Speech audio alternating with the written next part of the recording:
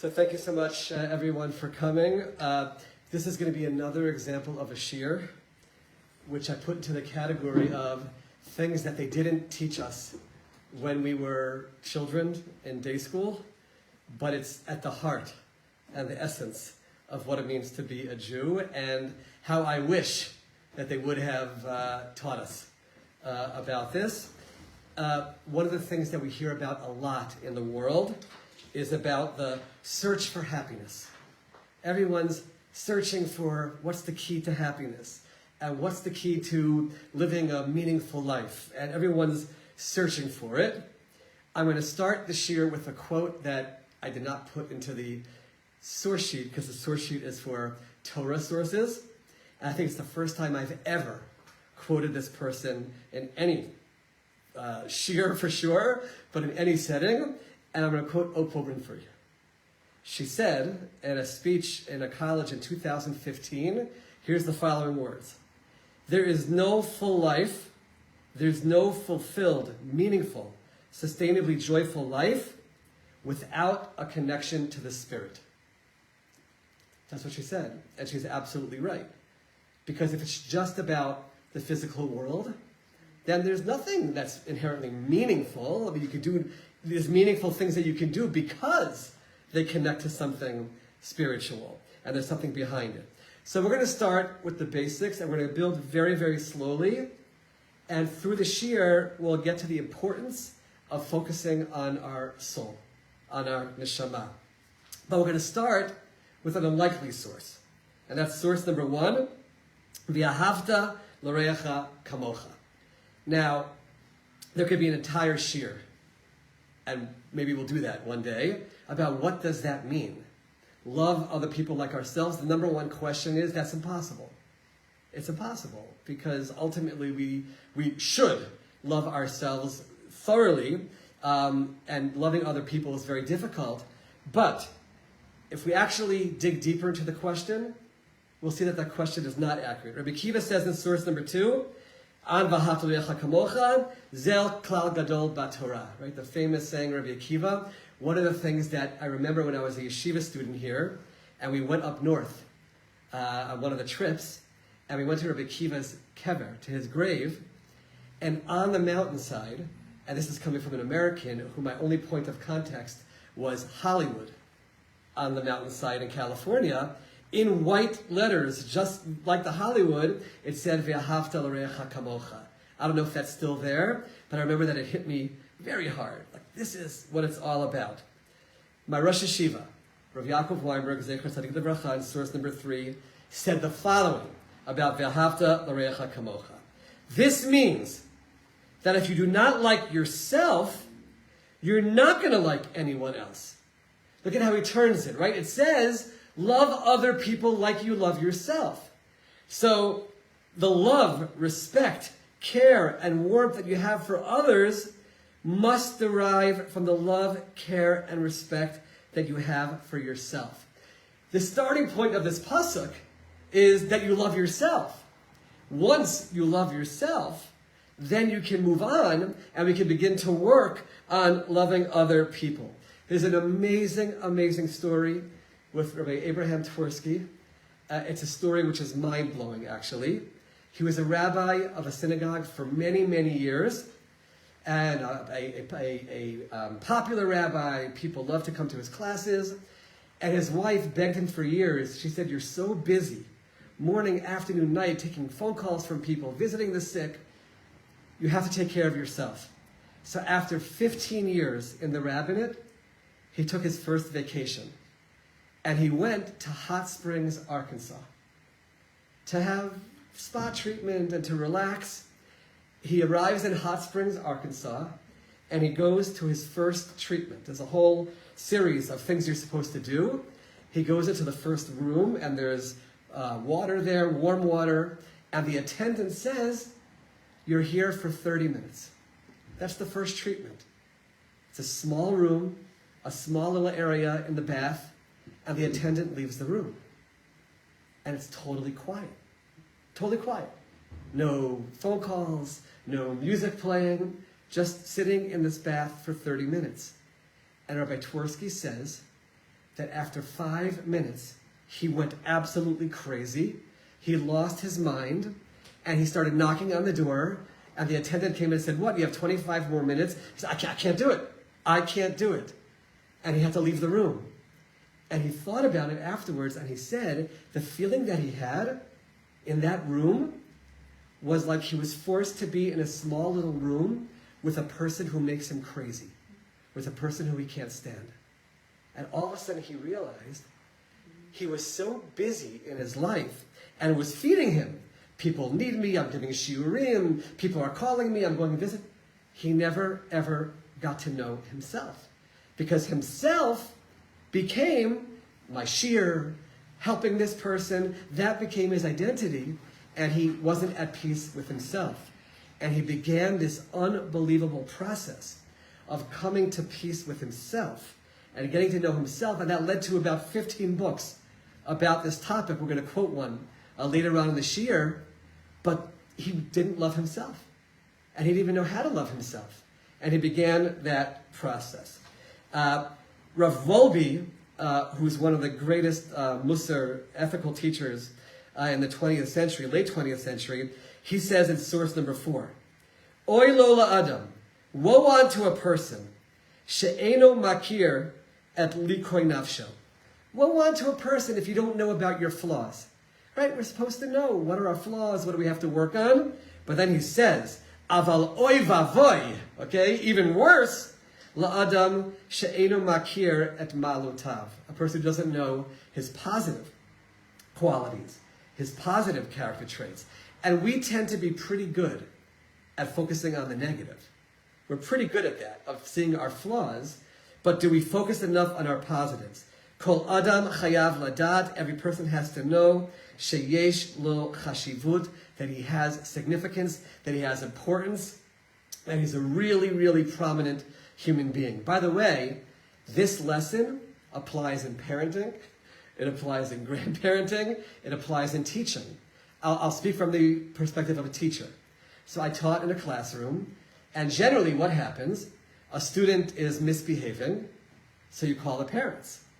And you have to call the parents in, and you have to work on it. And parents become accustomed to when is the communication from the educator when the child's doing something wrong. And that's the focus of the relationship.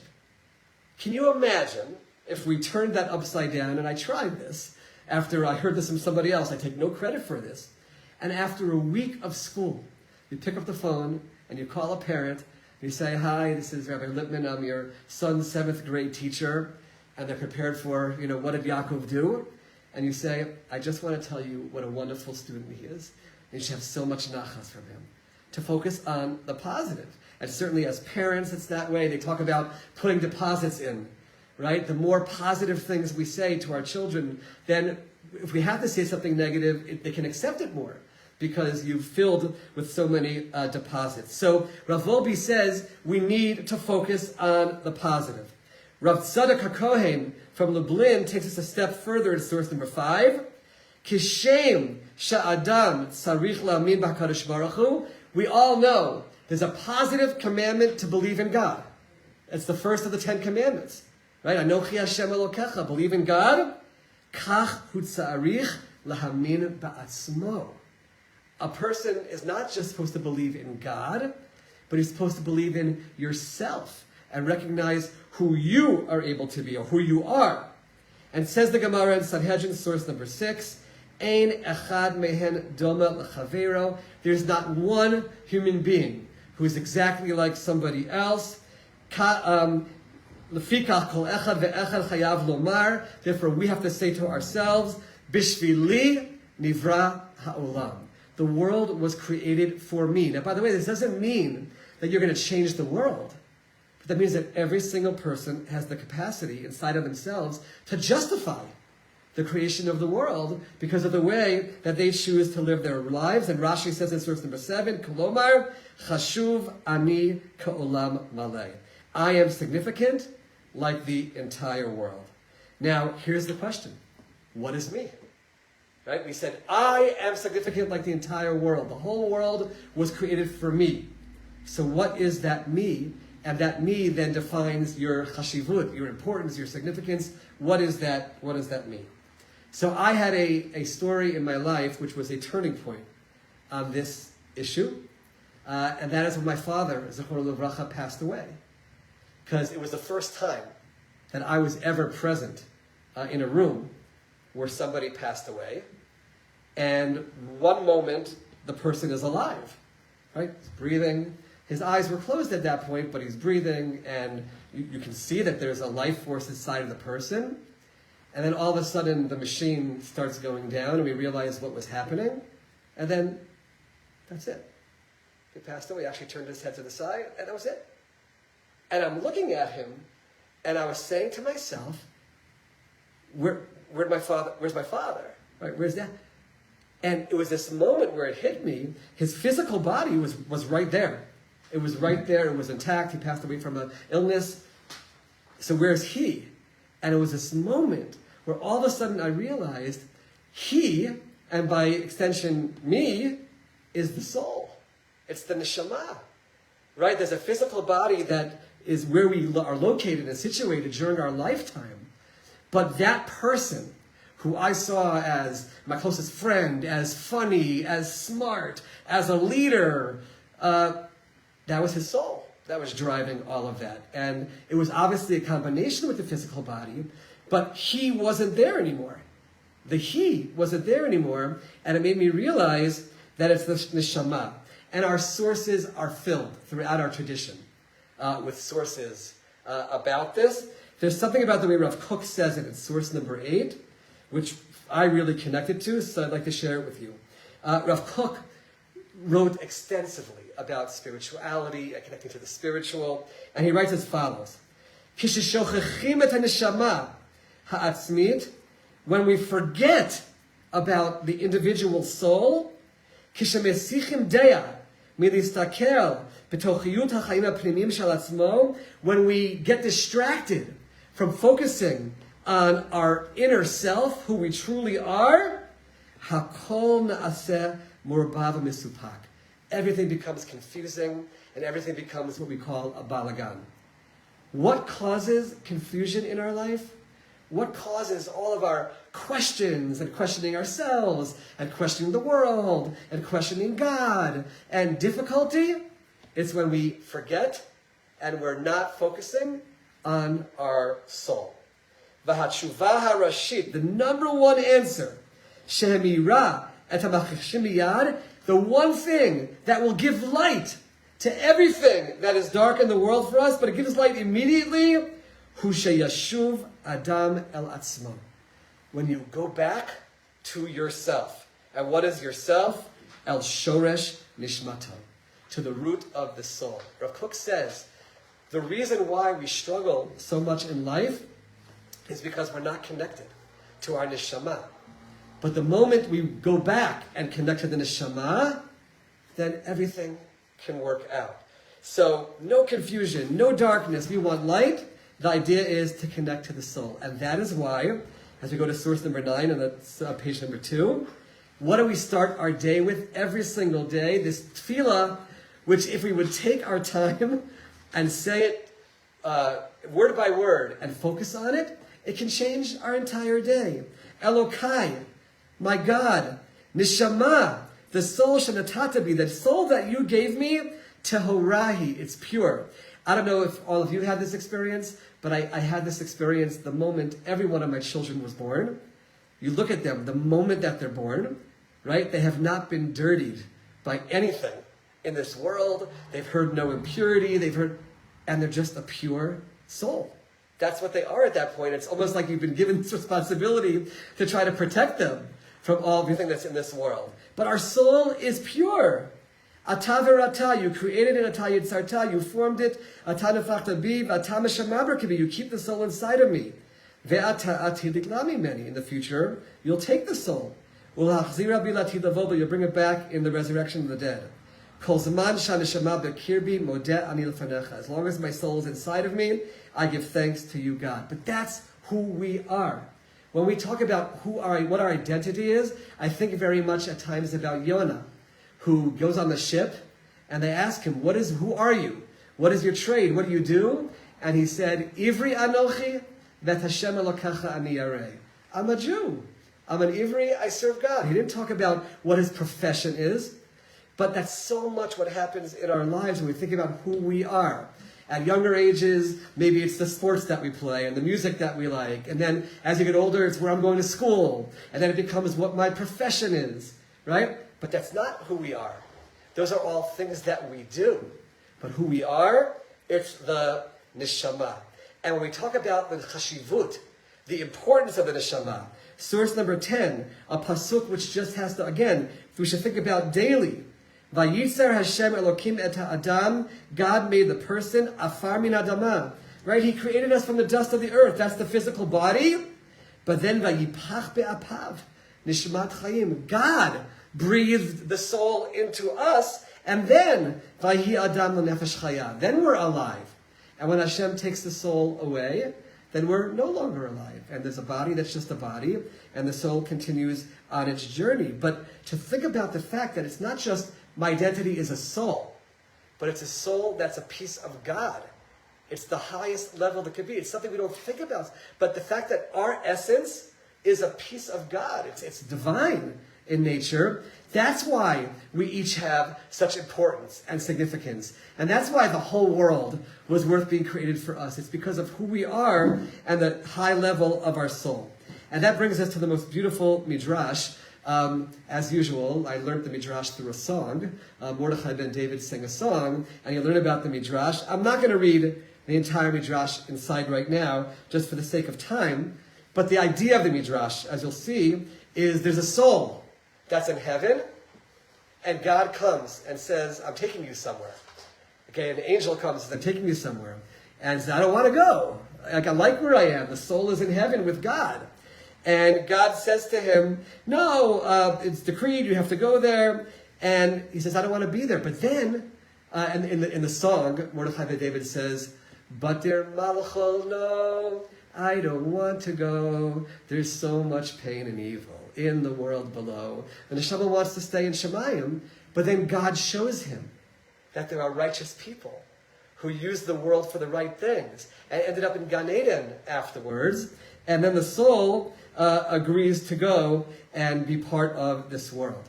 Right? That's our mission. It's the soul was given a charge to go to Olam Hazeh with the goal of, in the end, it emerging and going back to Gan Eden.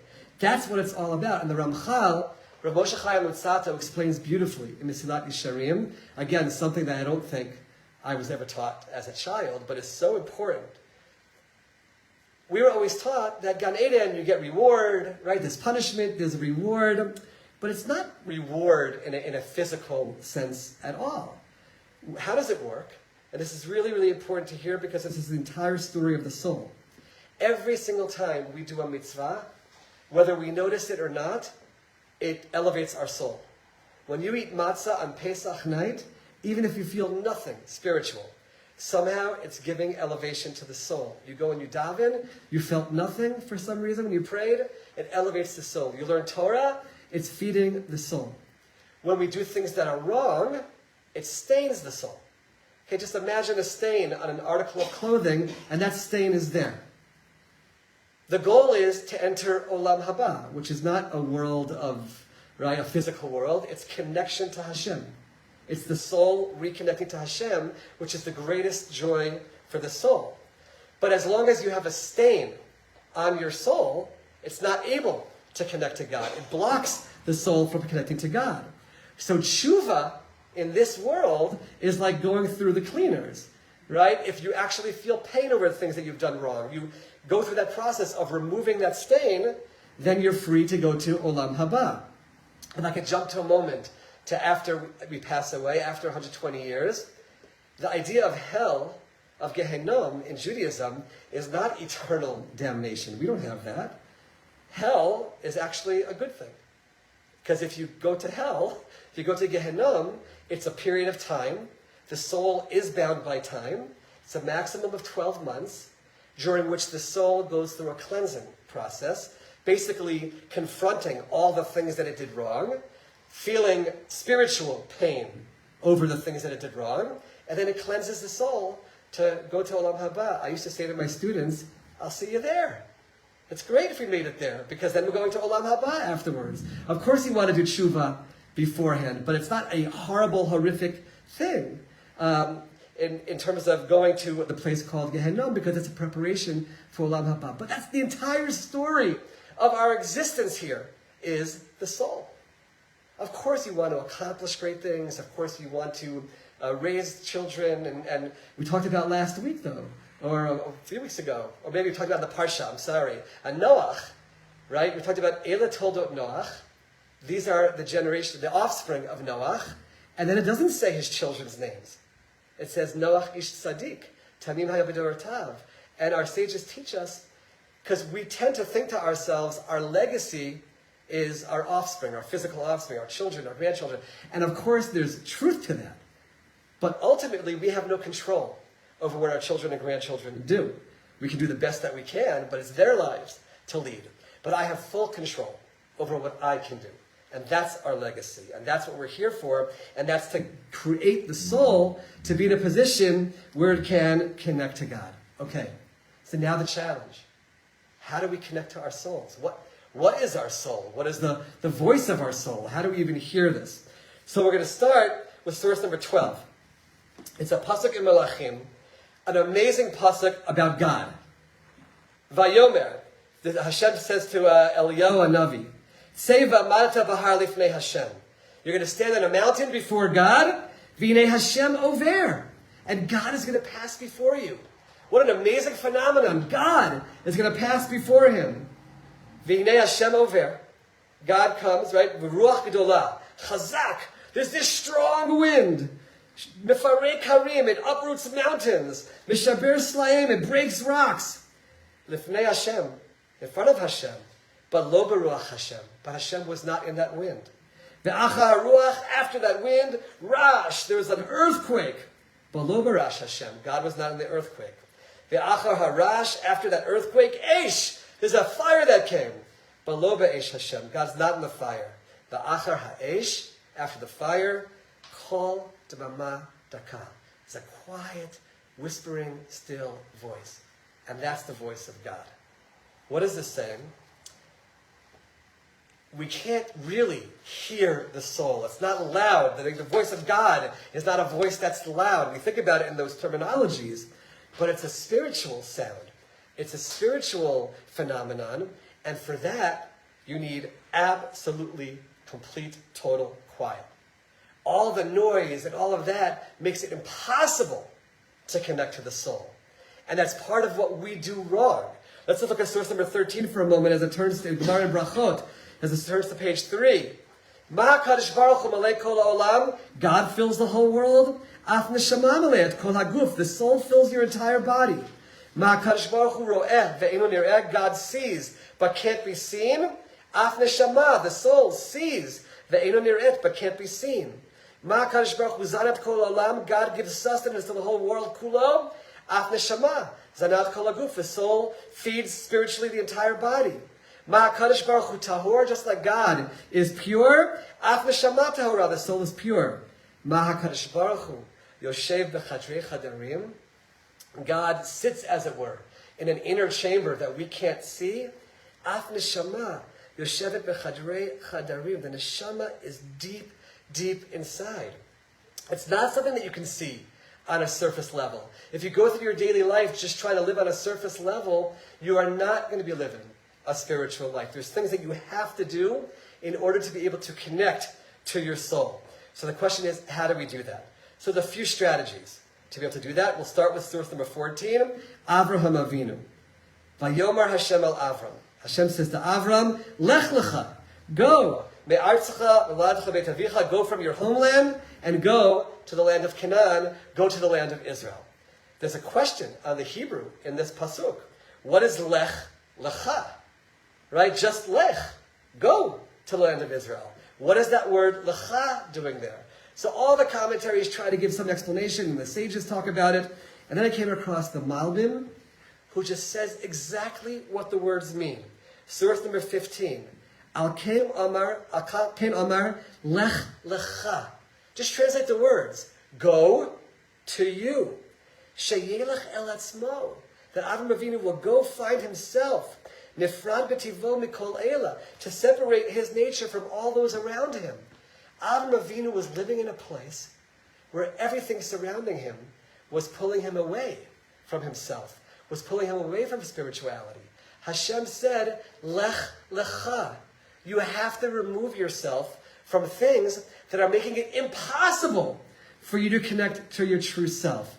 Now, if I put on my Zionistic hat for a moment, I'll say Hashem is telling us that Israel is the place where you can find yourself. Okay, and there's definitely certainly truth to that, but leaving your environment, leaving those things that are making it impossible.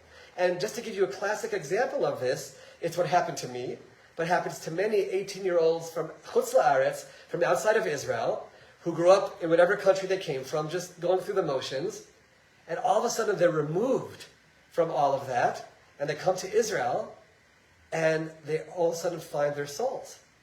It's because everything around us, where we came from, made it impossible for us to focus on ourselves. And by the way, when I was a Rebbe teaching in these yeshivot, I realized we had a problem.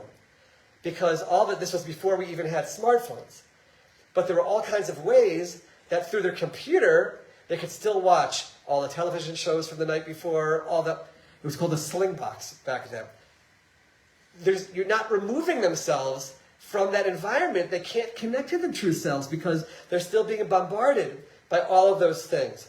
So the first element in connecting to your neshama is spending some time thinking about what are there elements in my life which are making it impossible for me to be spiritual, making it impossible for me to dig deep and connect to myself. That's definitely part one.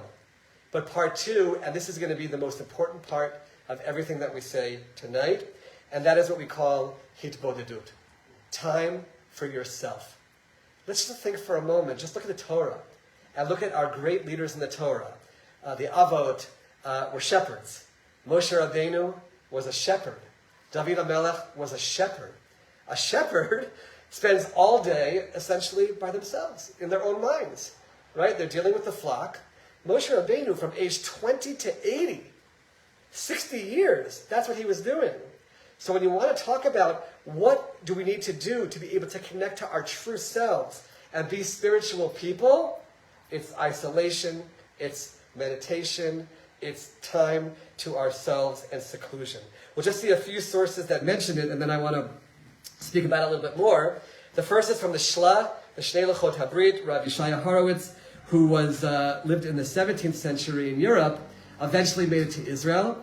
By the way, there's 4 people who are called something HaKadosh. And the Shla is called the Shla HaKadosh. They're only people who made it to Israel. Okay, they made it to Israel. The Or HaChaim HaKadosh, because he made it to Israel. The Rabbeinu HaKadosh, Rabbi Yehuda HaNasi in Israel. So the Shla HaKadosh, he has that nickname along with his the Shla, and he says as follows: "V'gam bekama chidurim harishonim." You will find in many, many works of our earlier sages, nimtza sheitbodedut v'haprishut v'hadveikut hainogin ba chasidei Yisrael. All the saintly people in Israel took time to themselves. Hitbodedut, prishut, dveikut. What does that mean? Hainu shebeyotam levadam, when they were by themselves. Mafrisha midai taminei olam. They got rid of everything from the world. Umekashrim machshavotam imadon hakol, and they just thought about God, and they just thought about their souls. In source number 17, he continues on this point. Od malag dolav v'nifla'a rama v'niskava, a very high level.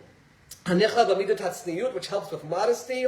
Hatznei alechdim Hashem elokecha, himalat hitbodedut, having time, quiet time to yourself. Sheit boded adam, a person will be by himself. Yeshev b'dalad badad b'dalad amot shel halacha, sagur, closed off. Misugar min hamikdash lo yitzeh, he has his own temple, right? He's not going to leave that temple. V'rtzani lomar mibeit hamikdusha shelo, v'lo yitarev ben bnei adam, and won't mix with other people. We don't have to look back in our history to see this point. Every single interview that we see with the hostages, every single one of them, they had all day just to themselves, and they talk about how they connected to God, and they connected to themselves, and they became absolutely more spiritual people, because that's the way it works when you close off the rest of the world. I remember Rabbi Frand, okay, this is decades ago, used to talk about this. And Rabbi Frand became very well known for tapes, okay, cassette tapes of his shiurim. And he said, okay, all day long we're busy, we're at work, we're with our families, we get into our car, you're finally by yourself, and the first thing that you do is you turn on the radio or you put it in a tape. And he said, I have nothing against tapes, because this is how he made a living largely off people buying his tapes and the like. But he said, that's crazy. You finally have a moment to yourself, and the automatic, without even thinking about it, muscle memory, is turning on the radio and giving yourself more outside noise. And the idea is to have the ability, and it's not easy, to take time and just be with ourselves. Right? The hostages were forced to that. But you see how it brought the neshama to the fore, because there's nothing else. So they're able to hear that kol d'mama daka, the silent voice of the soul. We have to do this in our lives. And says Rabbi Nachman Breslov, I know that the Breslovers have become known for this, but it's something which was throughout Jewish history, people did this. But he says in source number 18, Da she'ikar habitul she'adam mevatel yeshuto, that you kind of get rid of your physical being, v'nasa ayin. It's almost like you don't exist. V'nichlal ba'achdut Hashem yitbarach. You're by yourself with God. Ein zeh al yidei hitbodedut. You have to do hitbodedut to be alone. V'hitbodedut tzarich makom uzman miuchad. He says, give yourself a set time and place to do this. Because if you give yourself a set time and place, shelo yibalbel oto hamonim, you'll know that you'll always do it. Because otherwise, you'll always find reasons not to do it. Okay, and this is basically the idea of meditation. Okay, and meditation is not something which is solely for the Near East religions. By the way, in this week's Parsha, it says at the end of the Parsha that Abraham gets remarried and has a whole bunch of children, and he sends them off to the east. Marish Yeshiva, Yaakov Weinberg, said he doesn't have a doubt in his mind. It says he sent them off to the east with gifts. That this was the beginning of Buddhism and Hinduism, that Avram Avinu gave them tools about spirituality and sent them off to do their thing. They're not going to be the Jewish people, but they'll be spiritual people. And that started at that moment. But meditation and isolation, and we've sort of given that to those faiths, and we've lost it in Judaism. Judaism has become about doing mitzvot and learning Torah, and that's all important. But we've lost the art of quiet time for yourself. Just let your soul come to the fore.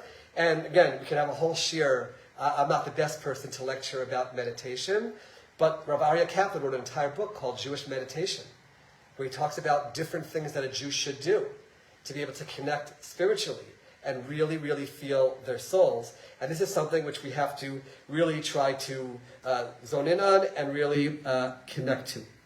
I want to jump to source number 26. And we're going to come back to some of these sources, because there's one other element in this. We talked about quiet, right? We talked about the importance of removing things that we know are unspiritual in our lives. There's one more point. Source number 26, Vayomar Hashem el Moshe. Hashem says to Moshe, Alei Elai Hahara. He says to Moshe, come up to me at Har Sinai. Moshe Rabbeinu is going up to Har Sinai to get the Torah, Vehayesham, and be there. What are those two words? Vehayesham. Well, the Kotzker Rebbe says, because Moshe Rabbeinu can go to Har Sinai and be with God and not truly be there, and not be present. This is the idea of presence, of being in the place where we are. He could be on Har Sinai and he's thinking about, wow, this is a great Torah. Wow, I can't wait to give it to the Jewish people. Thinking about everything else and not actually being there. And the Kotzker Rebbe talks about, this is way before technology, that we suffer in our lives because we're not truly there where we're supposed to be there. Certainly now in our world, with phones, we don't have to go too far for this. So again, I'm quoting a source that I've never quoted in my life, but it's just very poignant the way he says it. George Clooney was at an event where people were meeting President Obama. Okay? And he said, he looked, and every single person was just standing there with their phones. So he said, they can't say that they met the President of the United States, they can say they filmed him. They filmed him, but they didn't meet him. Right? There's an amazing, amazing 2 pictures for sports fans of Michael Jordan hitting a really, really important shot in basketball, and you have an entire arena. And then more recently, just a few years ago, LeBron James hitting a very important shot. And you look at a picture of LeBron James, there's 20,000 people in the arena. Everyone except for one person, they actually know who that person is. Every single person, with the exception of one person, is with their phone filming it. And the Michael Jordan one in the 1990s, there's no phones, and everyone's just there watching it. Presence, being there. And there's an amazing, amazing video with the Prime Minister and Netanyahu. He's about to do an interview for one of the Sunday morning programs in America, and somebody recorded beforehand. So he hasn't started the interview yet, they're just getting ready for it. And he all of a sudden looks up. It must have been a room filled with people, besides the actual camera recording the interview. And he says, look at all of you. He says, you're slaves to your phones. He said, what? You're filming me sitting here. What are you going to do with it? Be here. He says, and he used that word, you're slaves. This is crazy. You're sitting in a room where you could be experiencing something that's happening, but instead of experiencing it, you're filming it. And that is a major, major element in terms of neshama and really experiencing anything in life. You have to actually be there to be able to make decisions, to be able to get to in a moment, to truly connect to your neshama, because otherwise you're just kind of out there. And says Rav Twersky in source number 23, going back to, I mentioned we're going to quote him, in a book called I Am I, okay, which is literally about connecting to your soul.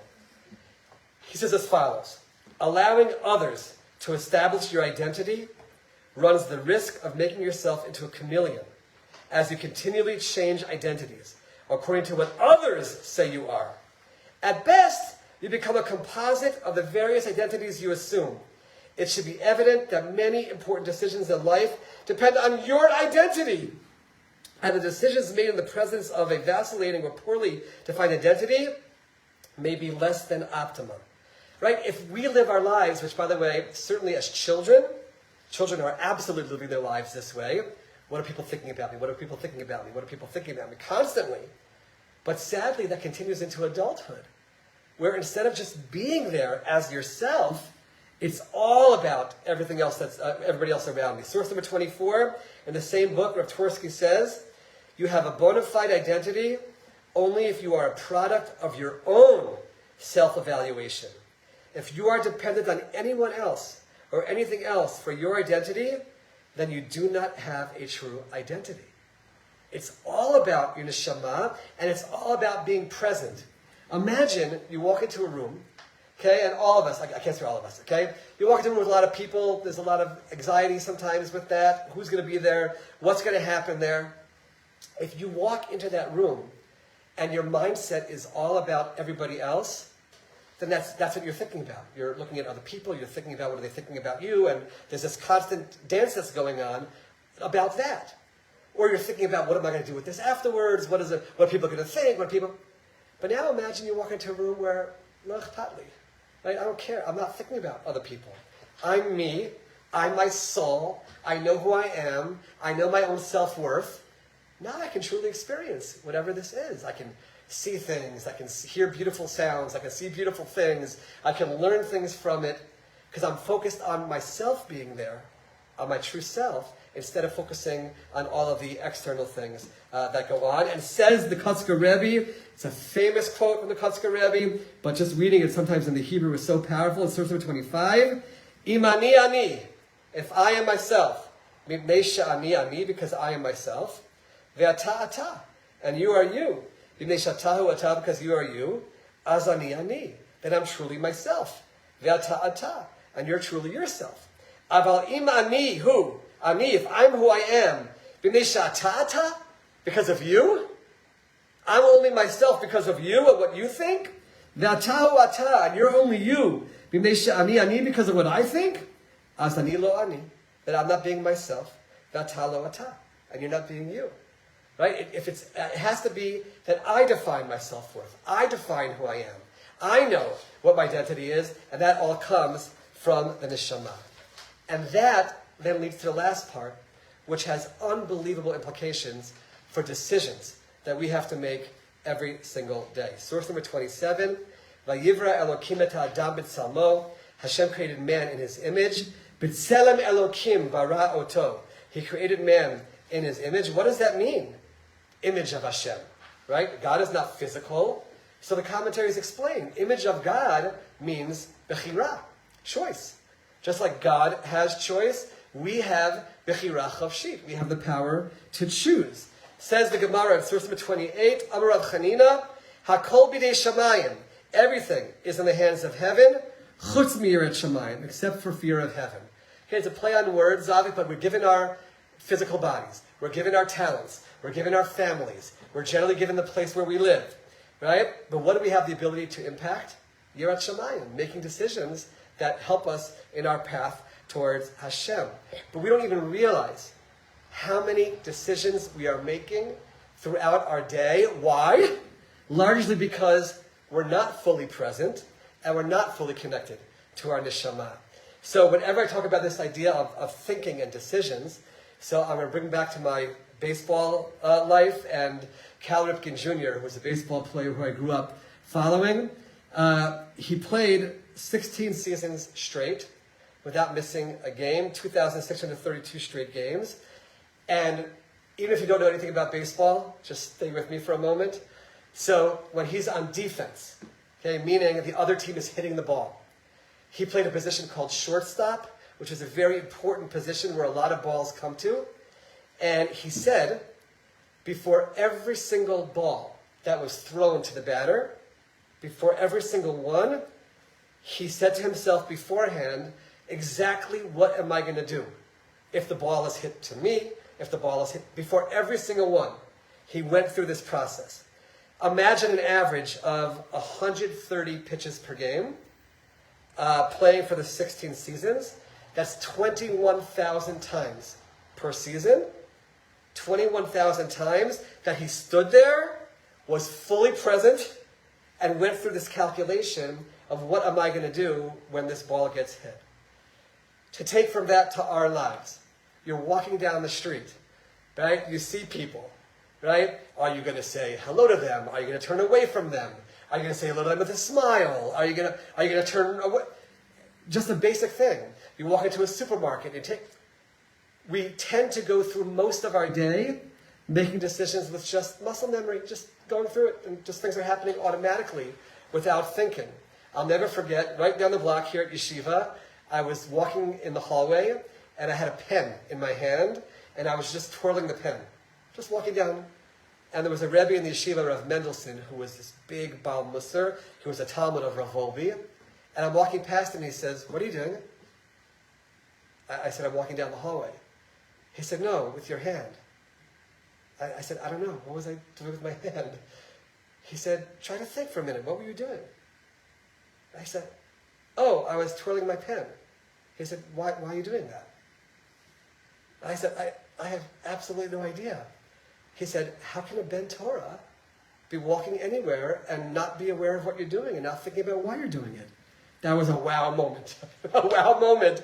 But throughout our day, but if we have presence, if we are there, and that presence is our neshama, now every decision that we're making can be a decision that can make a real difference in our lives. Says Shlomo HaMelech in source number 29, Mishlei Perek Daled, Derech Risha'im Ka'afela.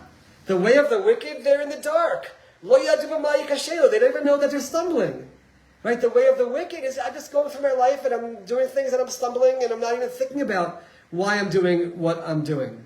Says the Misvat Yisharim to counter that, the Ramchal in source number 31, Al Ma'asim, he's talking about decisions, daily. Al Ma'asim Asher Hu Oseh, every single thing that you do, everything. Lirot Hi Michlal HaTov U'Michlal HaRa. Is this something that helps me towards good, or maybe it's towards bad? Shelo Yaseh Shum Ma'aseh. You shouldn't do any action Mibli Sheyishkal Otam, before weighing it. On the scales of this awareness. Okay, now on a certain level, this might sound almost like OCD, like crazy, like everything I'm doing I have to think about. But if you really take life seriously, right, you can almost train yourself to be this way. It takes a lot of work, but if you're in that mode and if you're in that zone of, I'm a neshama, right? I start my day, Elokai, neshama, shenatatabi, I'm a soul. And then throughout your day, you try your best to connect to that, and then be present and be there, then decisions that you make can be made with calculation and really thinking about every single thing that you're doing. This is a lot of work, okay? And we have a tendency to be lazy. That's just who we are. And who wants to put the hard work in? I remember when I was in yeshiva, we were going to college one night, and there was an advertisement on the radio to improve your memory by 500%. And my chavrus and I were in the car. We said, oh, we have to do that. So there was you can order the tapes, and you can send them back for free if you're not satisfied. So we said, let's order them, and let's see. And we started listening to the tapes. It absolutely works. Absolutely works. Basically, the idea was anything you want to remember, you have to make it very, very vivid in your mind. Right? What do we remember? We remember outlandish things that happen in our lives. Those are things that we remember because they... and if you take anything you want to remember, a name, an event, and you take the time to think about it and really internalize it, then you have the capacity to remember it. But it just takes too much time. We set the tapes back. And who has time? Who has time for this? So we were lazy, right? But it absolutely can work if you put the time to it. But in this effort, it's so worthwhile because it can change your life into being. You don't have to, every single day to have some period of time in your day. Okay, for me, it actually happens during davening. That's when I like to do this, of just zoning everything out and just trying to really connect to your true self. All kinds of things start popping up, and you let it come. That's your soul talking to you. Hear it, listen to it. You don't have to do anything with it. But just to feel your true self, it's transformative. It's absolutely transformative to have a set time and a set place where you do this. If we do all of this, remember we started with you have to love yourself. Right? How do you love yourself? You have to recognize your true self as the neshama. That is so valuable on the highest of levels. It's not easy to hear it, to see it, to identify it, right? To put the negative aside, give yourself time to yourself, tune out the outside world, shut off the phones, shut off the outside noise. But then you can fulfill your mission in life, which is to take your soul and make it more godly. And that leads to the final source number 32, which is the end of the Midrash. Remember, the soul didn't want to come to the world. It said the world is filled with filth and impurity. I don't want to go. Let's read this inside because it's so beautiful. Lesof higiaz mano. The time came for the soul to pass away. Bala oto malach. The same angel that escorted it into the world comes, va'amar lo, and says, Takireni? Okay, you recognize me? Amar lo hein. The soul says, yeah, I recognize you. Va'omar lo, and the soul says, Lama li batali hayom. Why'd you come now? Mikol sher hayamim. You haven't come to me since you brought me to the world. You haven't come. Amar lo hamalach. The angel says, Kidei lahotziacha min ha'olam. I'm here to take you out of the world. Ki higiaz mancha lipater. Your time has come to pass away. Miyad matchil boche. The soul begins to cry. I don't want to go.